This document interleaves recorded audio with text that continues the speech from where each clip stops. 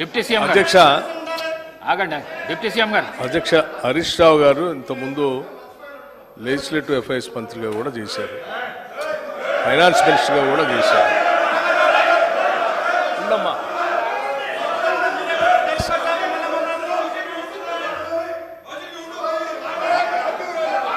శ్రీహరి గారు సభలో ఇవాళ 10 సంవత్సరాలు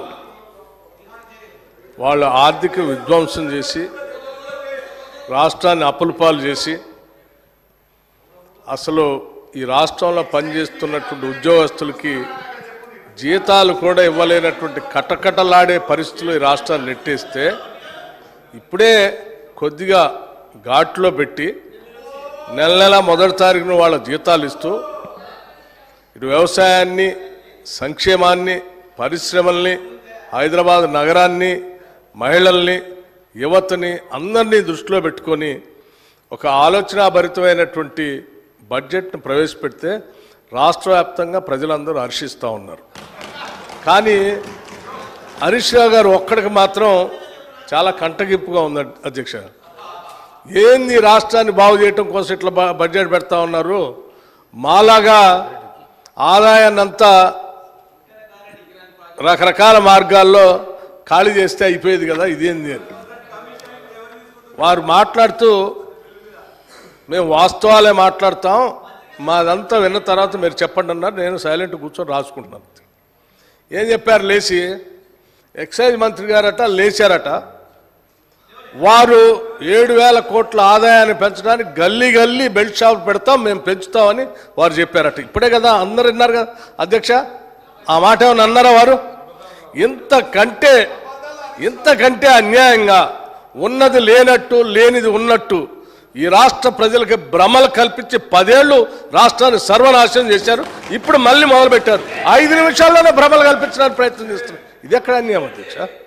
మీరు వాస్తవాలు జాగ్రత్తగా రాష్ట్ర ప్రయోజనాల కోసం క్రిటికల్ ఎనాలిటికల్గా మేము పెట్టిన బడ్జెట్ మీద ఇగో దీన్ని పెట్టారు, ఈ శాఖకి ఇది సరిపోలేదు, ఈ శాఖకి తగ్గించారు, ఈ శాఖ పెంచారు, దీనివల్ల యువతకు నష్టం అవుతుంది, దీనివల్ల 72,000 కోట్లు పెట్టడం వల్ల వ్యవసాయానికి నష్టం జరుగుతుంది, అంత పెట్టకుండా ఉండాల్సి ఉండే, మాలాగా ఏదో 15,000-20,000 కోట్లు పెడితే బాగుండేది, లేకపోతే హైదరాబాద్ నగరానికి 10,000 కోట్లు పెట్టారు, ఎందుకు పెట్టారు అనవసరం, దీన్ని గాలికి వదిలేస్తే మాలా కొద్ది వర్షం రాగానే మొత్తం మురుగునీళ్ళంతా రోడ్డు మీదకి వచ్చి ఇబ్బంది పడేవాళ్ళు, అట్లా చేయాలి. కానీ ఇదంతా ఏందని చెప్తే కొద్దిగా బాగుంది. ఇవన్నీ వదిలేసి ఏదేదో మాట్లాడుతున్నాను. నేను ఇప్పటికి కూడా చెప్తా ఉన్నాను, మీరు చెప్పేదాన్ని ప్రతిదాన్ని వింటా ఉన్నాం.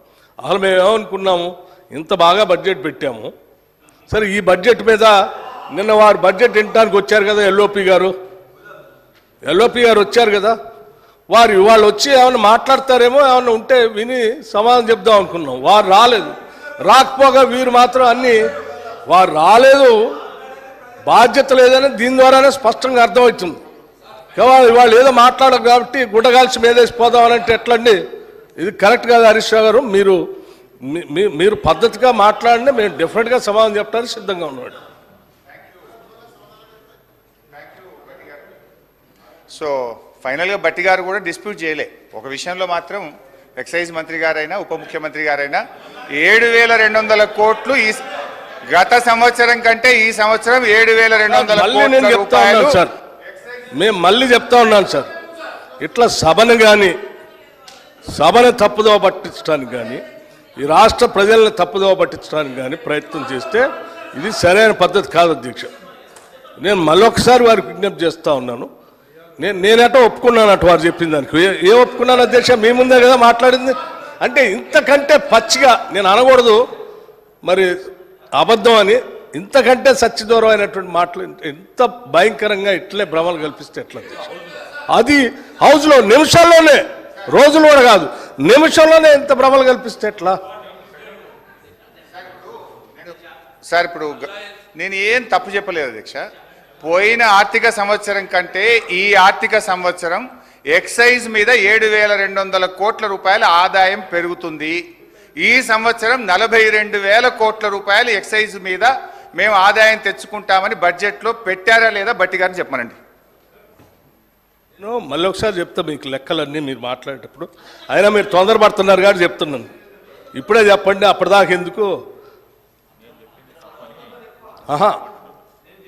ఎక్సైజ్లో మేము ఆక్షన్ పెట్టాము గత సంవత్సరం, అందుకే మాకు ఆదాయం పెరిగింది. ఈ సంవత్సరం కదా పెట్టాల్సింది, నిజమే. మేము కూడా అనుకున్నాం ఈ సంవత్సరం కదా ఆక్షన్ పెట్టాల్సింది. మీరు ముందే ఎందుకు కూశారు అధ్యక్ష? ముందే ఎందుకు కూశాను? ఎందుకు కూశారు? మీరు ఈ సంవత్సరం పెట్టాల్సిన ఆక్షన్ మేము ముందే ఎలక్షన్ కంటే ముందు ఎందుకు పెట్టుకున్నారు? అంటే ఏదో దాంట్లో ఎంత దొరికితే అంత దోసుకుందాం అనే ఆలోచన మీది, అది తప్ప ఇంకోట. రెండోది నేను ఇంకోటి చెప్తున్నా. ఏంటి అధ్యక్ష? టానిక్ లాంటి షాప్స్, దుకాణాలు పెట్టి ఆక్షన్ ద్వారా స్పష్టంగా ప్రభుత్వానికి రావాల్సిన ఆదాయాన్ని ప్రభుత్వానికి రానియకుండా, సంబంధం లేకుండా అడ్డగోలుగా మీరు లైసెన్సులు ఇచ్చి టానిక్ లాంటివి పెట్టి ప్రభుత్వానికి రావాల్సిన ఆదాయాన్ని కొద్దిమంది కుటుంబాల చేతుల్లో బయటట్టు చేశారు. అటువంటి దాన్ని మేము పోనీయం. ఆ ఆదాయం అంతా రాష్ట్రానికి వచ్చేటట్టే చేస్తాం. అటువంటి వ్యక్తుల చేతుల్లోకి రాష్ట్ర ఖజానాన్ని పోనీయకుండా మేము జాగ్రత్త కాపాడుతాం. ఆ లెక్కలు కూడా చెప్తాను. మీరు తొందరపడుతున్నారు కాబట్టి